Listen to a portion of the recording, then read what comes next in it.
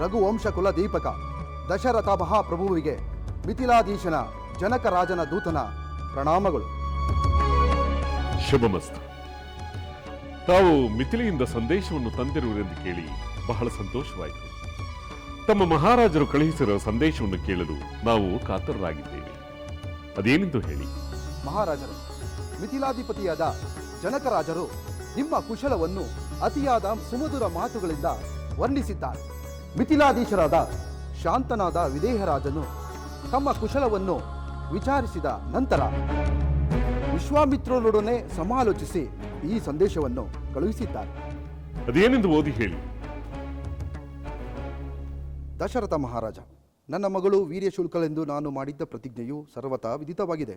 ಆ ವಾರ್ತೆಯನ್ನು ಕೇಳಿ ಕೋಪಗೊಂಡು ನಿರ್ವೀರ್ಯರಾದ ಅನೇಕ ರಾಜರು ತಮ್ಮ ಪರಾಕ್ರಮವನ್ನು ತೋರುವ ಸಲುವಾಗಿ ವಿದೇಹಕ್ಕೆ ಬಂದು ವೀರ್ಯದ ಪರಿಮಿತಿಯನ್ನೆಳೆದು ಸಿದ್ಧಪಡಿಸಿದ್ದ ಧನಸ್ಸನ್ನು ಮೇಲಕ್ಕೆತ್ತಲೂ ಸಮರ್ಥರಾಗದೆ ಕೋಪದಿಂದ ಹೊರಟು ಹೋದರು.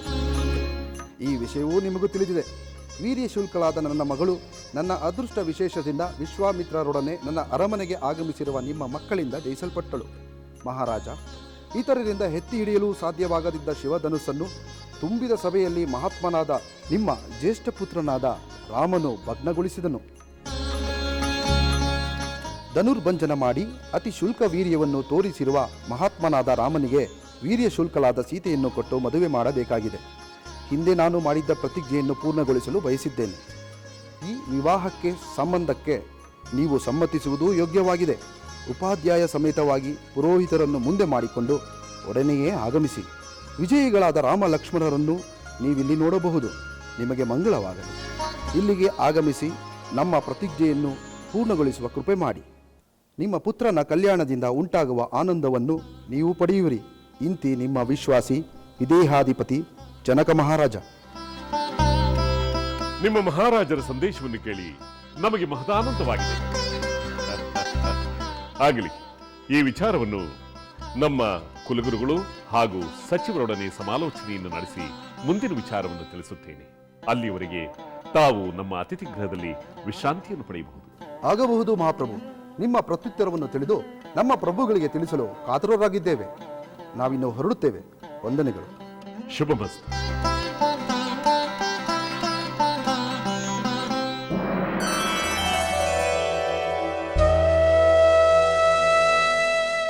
ಮಾತಾಶ್ರೀ ಅವರಿಗೆ ಪ್ರಣಾಮಗಳು.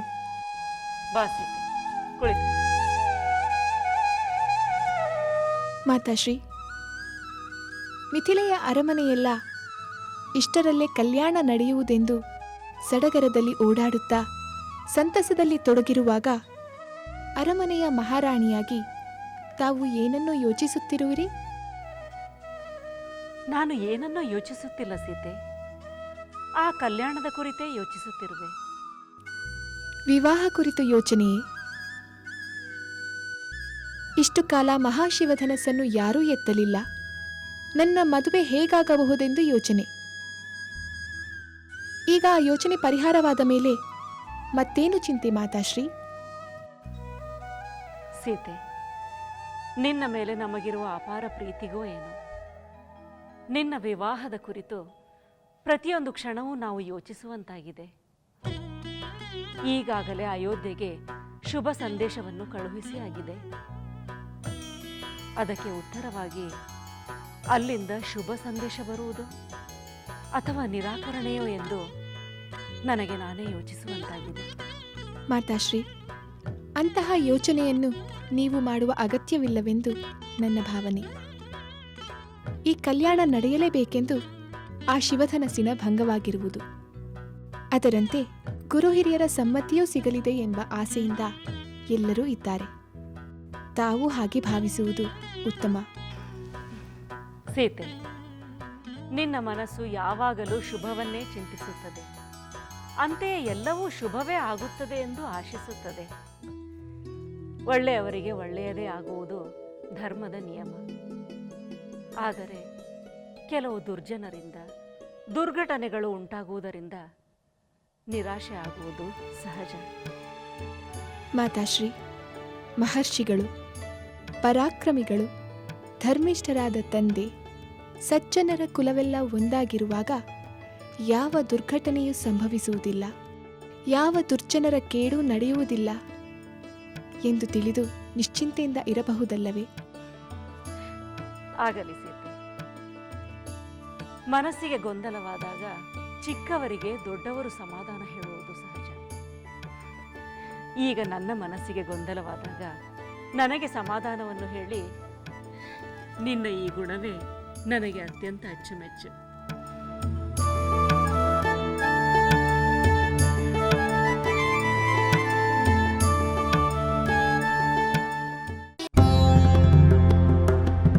ಮಹಾರಾಜರಿಗೆ ಜಯವಾಗಲಿ. ನಮ್ಮ ಮಹಾರಾಜರ ಸಂದೇಶಕ್ಕೆ ತಾವು ಉತ್ತರವನ್ನು ತಿಳಿಸಿದ್ದರೆ ನಾನು ಈ ಕೂಡಲೇ ಮಿಥಿಲೆಗೆ ತೆರಳುತ್ತೇನೆ. ಅಗತ್ಯವಾಗಿ ನಿಮ್ಮ ಮಹಾರಾಜರು ಕಳುಹಿಸಿರುವ ಸಂದೇಶವನ್ನು ನಮ್ಮ ಗುರುವರಿಯರಿಗೆ ಹಾಗೂ ಸಚಿವರಿಗೆ ತಿಳಿಸಿದೆ. ಅವರು ಅತ್ಯಂತ ಆನಂದಪಟ್ಟು ನಿಮ್ಮ ಮಹಾರಾಜರ ಕೋರಿಕೆಯನ್ನು ಮನ್ನಿಸಿ ಸಂತೋಷದಿಂದ ಮಿಥಿಲೆಗೆ ಧಾವಿಸುವಂತೆ ತಿಳಿಸಿದ್ದಾರೆ.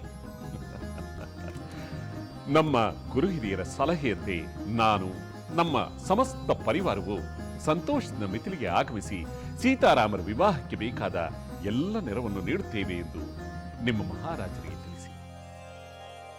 ಧನ್ಯನಾದೆ ಮಹಾರಾಜ, ಧನ್ಯನಾದೆ. ಇಂತಹ ಮಂಗಳಕರವಾದ ವಿಚಾರವನ್ನು ನಿಮ್ಮಿಂದ ನಮ್ಮ ಮಹಾರಾಜರಿಗೆ ತಿಳಿಸುವ ಕಾರ್ಯ ನನ್ನ ಪೂರ್ವಾರ್ಜಿತ ಪುಣ್ಯವೆಂದು ಭಾವಿಸುತ್ತೇನೆ. ನಾನು ಈ ಕೂಡಲೇ ಮಿಥಿಲೆಗೆ ತೆರಳುತ್ತೇನೆ. ಅಗತ್ಯವಾಗಿ ಹೋಗಿ ಬನ್ನಿ.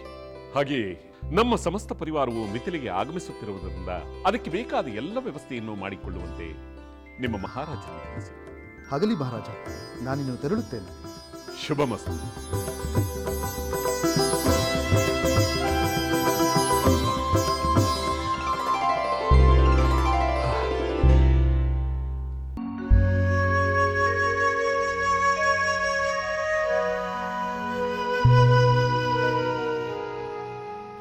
ಪ್ರಣಾಮ ಬ್ರಹ್ಮರ್ಷಿ. ಗುರುವರ್ಯರಿಗೆ ನಮೋ ನಮಃ. ಆಸೀನರಾಗಿ.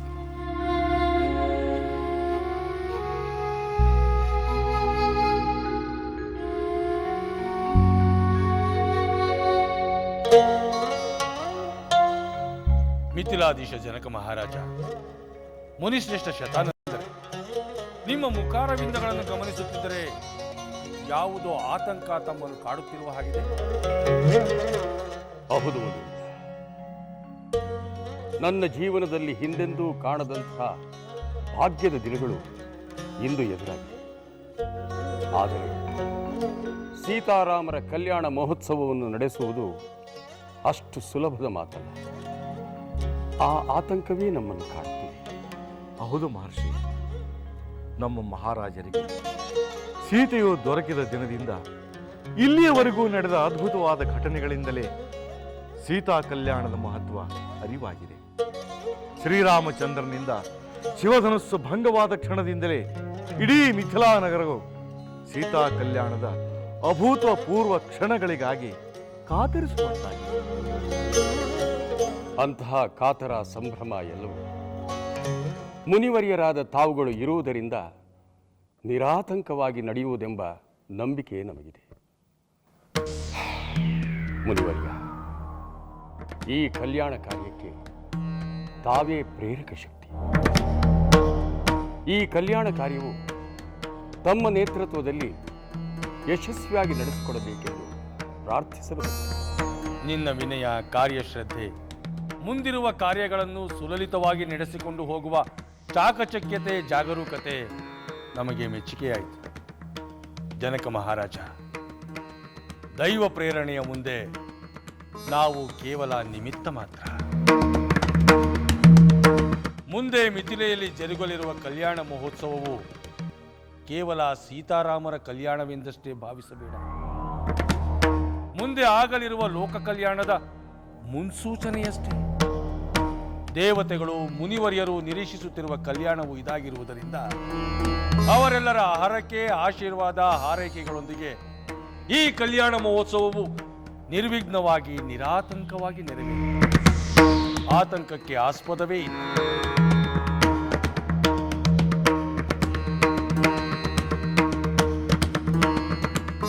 ಧನ್ಯೋಸ್ಮಿ ಮುನೀಂದ್ರ, ಧನ್ಯೋಸ್ಮಿ.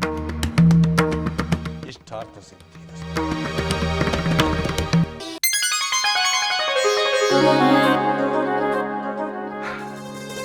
ಕೌಸಲ್ಯ, ಸುಮಿತ್ರ, ಕೈಕೇಯಿ, ನಾನು ನಿಮ್ಮೆಲ್ಲರನ್ನೂ ಕಾಣಬೇಕೆಂದು ಬರಮಾಡಿಕೊಂಡ ಮುಖ್ಯ ಉದ್ದೇಶ ನಿಮ್ಮೆಲ್ಲರಿಗೂ ಒಂದು ಸಂತೋಷವಾದ ಸುದ್ದಿಯನ್ನು ತಿಳಿಸಬೇಕೆಂದು. ನಾವು ಜನಕ ಮಹಾರಾಜರಿಂದ ನಿರೀಕ್ಷಿಸಿದ್ದ ಸಂದೇಶ ಬಂದಾಗಿ.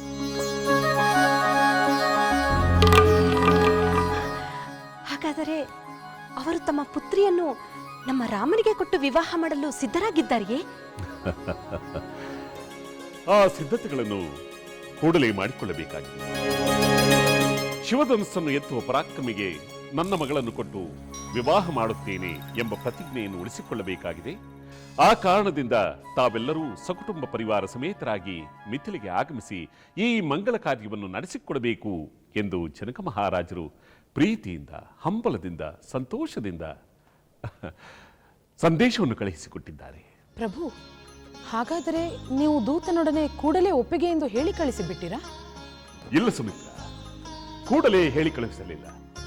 ನಮ್ಮ ಕುಲಗುರುಗಳಾದ ವಸಿಷ್ಠ ಮಹಾಮುನಿಗಳು, ಸುಮಂತ್ರ ಮುಂತಾದ ಸಚಿವರೊಡನೆ ಸಮಾಲೋಚನೆಯನ್ನು ನಡೆಸಿ ಅವರು ತುಂಬು ಮನಸ್ಸಿನಿಂದ ಈ ವಿವಾಹಕ್ಕೆ ಒಪ್ಪಿಗೆಯನ್ನು ಕೊಟ್ಟ ನಂತರ ಸಂತೋಷವಾಗಿ ಮಿಥಿಲೆಗೆ ಹೋಗಬಹುದು ಎಂದು ಹೇಳಿದ ನಂತರವೇ ಸಂದೇಶವನ್ನು ಕಳುಹಿಸುತ್ತೇವೆ.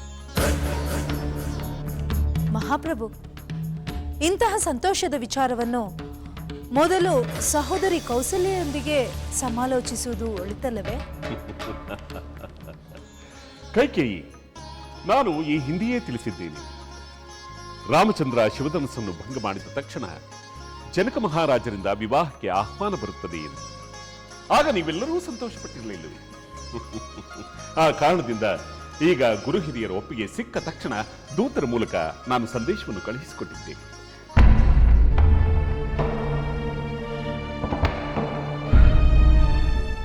ಕೌಸಲ್ಯ, ಈ ವಿವಾಹಕ್ಕೆ ನಿನ್ನ ಅಭ್ಯಂತರವೇನಾದರೂ ಇದೆಯೇ?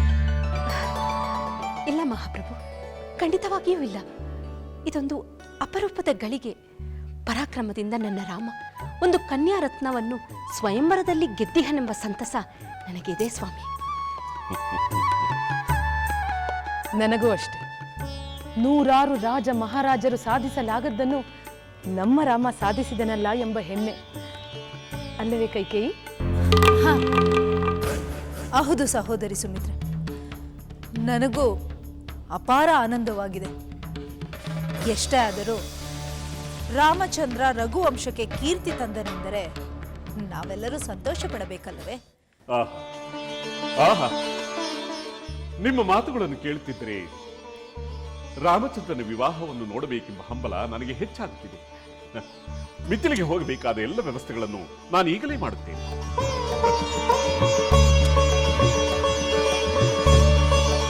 ಸಹೋದರಿ ಕೌಸಲ್ಯ, ನಿನ್ನ ಭಾಗ್ಯವೇ ಭಾಗ್ಯ. ಒಬ್ಬ ಅನನ್ಯವಾದ ಸೊಸೆ ನಿನಗೆ ಬರುವಂತಾದಳು. ಹೌದು, ನಮ್ಮಿಬ್ಬರಿಗಿಂತ ಮೊದಲು ಸಹೋದರಿ ಕೌಸಲ್ಯೆ ಅತ್ತೆ ಆಗುತ್ತಿದ್ದಾರೆ.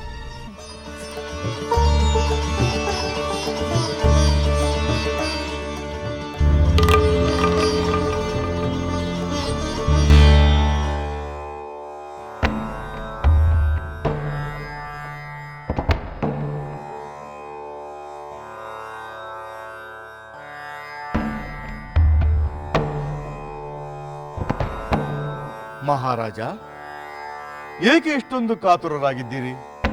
ಚಿಂತಿಸಬೇಡಿ, ಸಕಾಲದಲ್ಲಿ ಎಲ್ಲ ಕಾರ್ಯಗಳು ನಿರ್ವಿಘ್ನವಾಗಿ ನೆರವೇರುವವು. ಗುರುದೇವ, ವಿವಾಹ ಸಿದ್ಧತೆಯನ್ನು ನಾವಿನ್ನೂ ಬೇಕಾದಷ್ಟು ಮಾಡಬೇಕಾಗಿದೆ. ಮೊದಲ ಮಗಳ ಮದುವೆ ಎಂದರೆ ಅದೆಷ್ಟು ವೈಭವದಿಂದ ಮಾಡಿದರೂ ಸಾಲದು. ಅದರಲ್ಲೂ ರಘುವಂಶದ ವರನೊಂದಿಗೆ ವಿವಾಹವನ್ನು ಮಾಡುತ್ತಿದ್ದೇವೆ ಎಂದ ಮೇಲೆ ಲೋಕಗಳಿಂದ ದೇವತೆಗಳು ಬರುತ್ತಾರೆ. ಎಲ್ಲೆಡೆಯಿಂದಲೂ ಋಷಿಮುನಿಗಳು ಆಗಮಿಸುತ್ತಾರೆ. ಸಾಮಾನ್ಯ ಜನರ ಪಾಲಿಗಂತೂ ಇದೊಂದು ವಿಶೇಷ ಉತ್ಸವವೇ ಆಗಿರುತ್ತದೆ. ಹೀಗಿರುವಾಗ ಯಾರಿಗೂ ತೊಂದರೆಯಾಗದಂತೆ, ಎಲ್ಲರೂ ಸಂತೋಷ ಸಂಭ್ರಮ ಪಡುವಂತೆ ವಿಶೇಷವಾದ ಸಿದ್ಧತೆಗಳನ್ನು ನಾವು ಮಾಡಿಕೊಳ್ಳಬೇಕಾಗಿದೆ. ಆದರೆ ಇವೆಲ್ಲವೂ ಅಯೋಧ್ಯೆಯಿಂದ ಬರುವ ನಮ್ಮ ದೂತನು ತರುವ ಸಂದೇಶವನ್ನು ಅವಲಂಬಿಸಿರುತ್ತದೆ ಅಲ್ಲವೇ ಗುರುವರ್ಯ? ಮಹಾರಾಜ, ಆ ದೂತನು ಈಗಾಗಲೇ ಬಂದಿದ್ದಾನೆ. ಸಂದೇಶವನ್ನು ತಿಳಿಸಲು ಕಾದಿದ್ದಾನೆ. ವಿವಾಹಕ್ಕೆ ಬೇಕಾದ ವ್ಯವಸ್ಥೆಗಳನ್ನೆಲ್ಲ ನಾವೀಗ ಆರಂಭಿಸುವುದು ಒಳ್ಳೆಯದು.